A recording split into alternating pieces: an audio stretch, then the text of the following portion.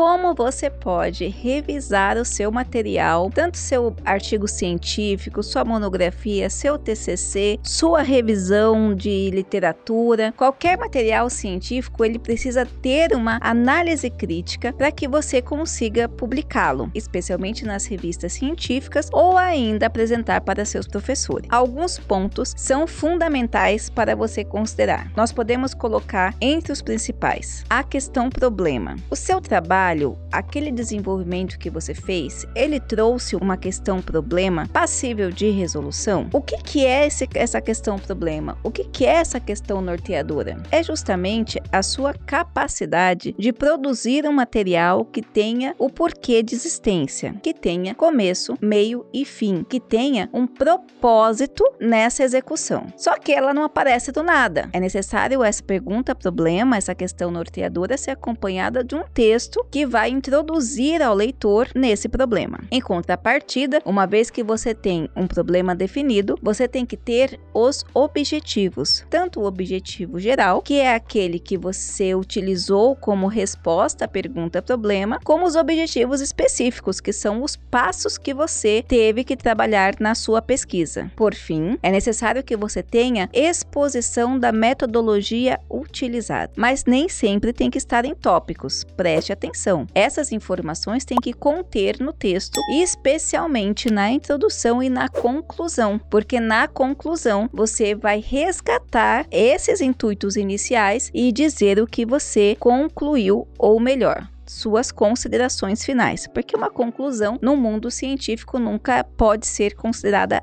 absoluta. No desenvolvimento do material, você tem que analisar, você tem que revisar se você utilizou fontes e quais foram essas fontes. As fontes dos materiais científicos servem para base, para dizer que você, para demonstrar de onde você construiu o seu pensamento, de onde você construiu as elucidações que você colocou no texto, seja para que elas sustentem seus resultados, no caso dos estudos aplicados, seja para que você tenha base de discussão caso o seu assunto não seja aplicado. As fontes que você utilizar nesse material, todas devem constar no texto e nas referências. Nas referências, essas fontes devem conter a sua totalidade, para que a pessoa que lê o seu material tenha condições de encontrar o mesmo material. Quais fontes você pode utilizar? Em materiais científicos, nós utilizamos artigos científicos de revistas que têm pares para análise. Nós utilizamos dissertações de mestrado, nós utilizamos teses de doutorado, nós utilizamos alguns livros. Esses livros não podem ser qualquer um, tem que ser livros realmente de investigadores,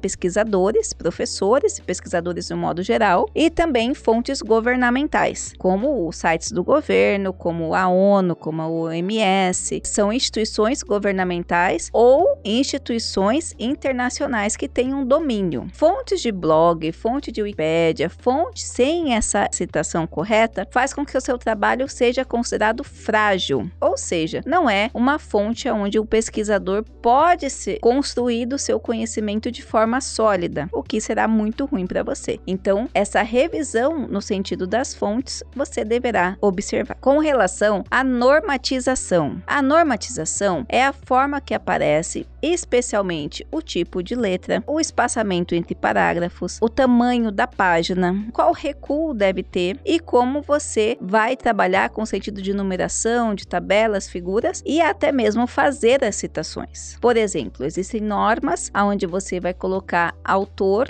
data em caixa alta no texto entre parênteses. Quando tiver no texto, o autor vai ser chamado em letra minúscula normal, acompanhando o texto, e somente o ano entre parênteses. Há outras formatações onde esses nomes são em minúsculo, todo em minúsculo, seja no texto, seja no final do texto entre parênteses. Há outras formatações que esses autores vão aparecer em formato de número e, portanto, você vai modificar lá embaixo nas referências gerais também. Ou seja, para cada formatação, para cada modelo, você vai adotar alguns critérios critérios de formatação. É importante que você avalie o manual da sua instituição, o manual da revista, as indicações para autores e siga esse parâmetro e siga essas formas de formatações, né, de normatizações. É importante ainda nesse processo você saber que existem manuais que falam ou. Isso é uma confusão para muitos alunos. Por exemplo, a própria resolução da ABNT, ela fala o seguinte: você pode usar letra Time New Roman ou Arial. Tamanho de espaçamento entre linhas, 1,5 ou duplo. Forma de citação, autor, data ou nota de rodapé. Essas resoluções que possuem o ou são bem complicadas no sentido de fazer o autor que não está acostumado se perder facilmente. O que você tem que ter em mente é que quando você escolhe uma forma, quando existe esse ou, essa forma tem que ser adotada do princípio ao fim. Ou seja, se você escolheu utilizar como forma de citação autor, data no texto, você tem que seguir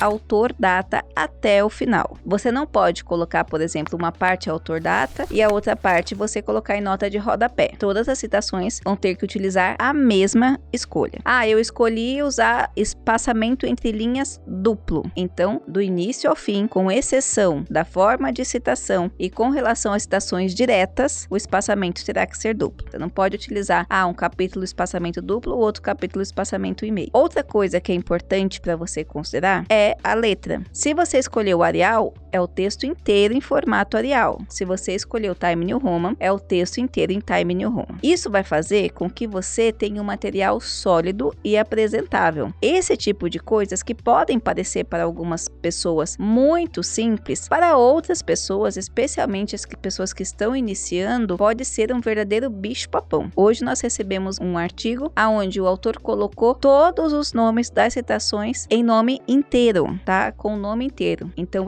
ele coloca assim: segundo o autor, João Baptista Borges Pereira, 2010, e o nome inteiro do autor em maiúsculo. Só que não é assim que cita. O nome dos autores são sempre citados pelo sobrenome, a forma de citação. Por exemplo, nesse caso ficaria Pereira e não o nome inteiro. Geralmente, quem é acostumado a dar o nome e a profissão são as pessoas de direito, porque na forma de escrita, no exercício profissional, essas pessoas acabam se adequando ao que a gente chama de juridiquês, né? A outras formas de escrita que não são acadêmica. Repare também, para que você não tenha colocado como último nome os sobrenomes como Júnior, Filho. O filho não é um sobrenome, né? Ele vem junto para dizer que ele é o filho. Então, por exemplo, João Batista Borges Pereira Júnior seria Pereira Júnior. Se for filho, Pereira Filho. Então, você não pode dizer que o filho é o último nome. Note ainda como o autor costuma ser citado, para que você não tenha referência. Uma outra dúvida ainda que a gente pode colocar com relação às citações é o formato mesmo dessas citações, como se dão. Note que você vai ter um manual só falando de citação, como deve citar quando é em texto, em site, quando é em livro, quando é em artigo, quando é dissertação. Você tem que seguir todas iguais. Então, o formato de citar dissertação de mestrado, todas iguais. Então, confira com que esses formatos de citações, de um por um, estejam corretos com as informações. A gente sempre costuma dizer, tem professores que se importam muito com o conteúdo, tem professores que se importam muito com a formatação, mas, de forma geral, você tem que lembrar que esse material ele é um material que vai ser divulgado, esse material é um material que vai ter um papel na sociedade, esse material você vai produzir impactos e, portanto, quanto mais cuidado você tiver, melhor. Por fim, analise a metodologia que você escolheu. Essa metodologia, ela tem que estar apta a responder a questão norteadora e a trabalhar de acordo com os objetivos. Dê uma olhada se ficou claro no texto, se você tomou todos os cuidados, inclusive o ético, para encaminhar o seu material. Esse processo de construção da pesquisa, passo a passo, ele é importantíssimo para que o leitor, o avaliador, consiga compreender que você teve todos os cuidados que deve ter um material científico, ok? Eu espero ter ajudado.